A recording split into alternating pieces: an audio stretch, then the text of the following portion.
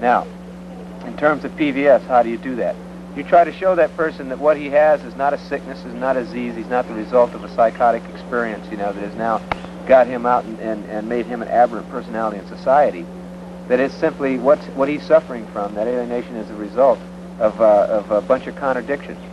So you have the contradictions categorized, and you run out and you sit down and you tell that person that. I mean, you know, like in concrete organizing, you don't sit down and say, here are the contradictions, here they are, and that person accept them. But you start dealing with them. You know, like you go to the VA, you know, which is where the veteran is supposed to lean. This is the bureaucratic protector of all veterans. Okay.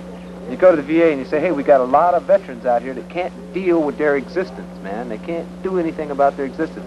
And the VA says, fine, send them on in. You know, we'll drop some Thorazine on them, you know what I mean? Or we'll send them up to the psychiatrist. Or, you know, we'll give them a mental disability check, which further puts them down, you know, because now they're categorized in mental case, you know.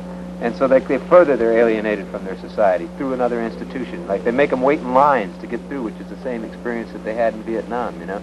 And they get further and further alienated. So you jump on that and you say, can't you see that what you're involved in, you know, is a process of alienation, that it is not something that you as an individual are suffering because you are just yourself, but because you have been put through a certain process, okay, to arrive where you're at.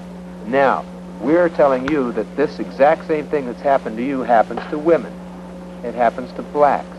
You know, it's going on at Wounded Knee, you know, by taking concrete examples of oppression and stuff, and you relate that to that veteran's oppression. You say, now you can do something about it, you know.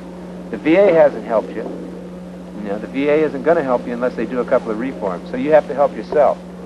But you're not big enough to overcome the system by yourself. There's only one way to overcome the system that's oppressing you, and that's to join with others that have a common oppression, you know. And all of you at one time, you know, tackle that motherfucker. That's what, you know, that's how we go about organizing, you know. But the problem is that one of the biggest manifestations of PVS is of distrust of institutions and organizations.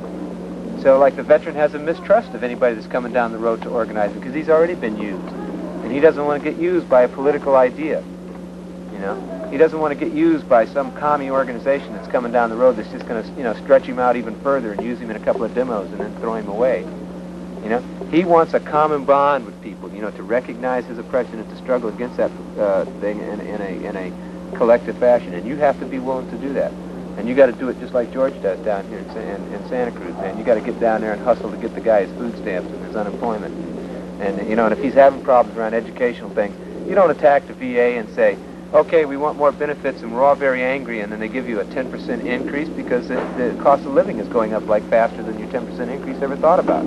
You tell that person that the way you deal with that is to tackle the thing that brought you to where you're at right now, you know, and shake it by its very roots, you know, and get some real social change so that never again do people get, you know, isolated from society like you are now. That's what PVS, you know, post-Vietnam struggle is about, you know, is getting out there and saying, you know, we all got manifestations of this thing and they are a result of, i.e., imperialism.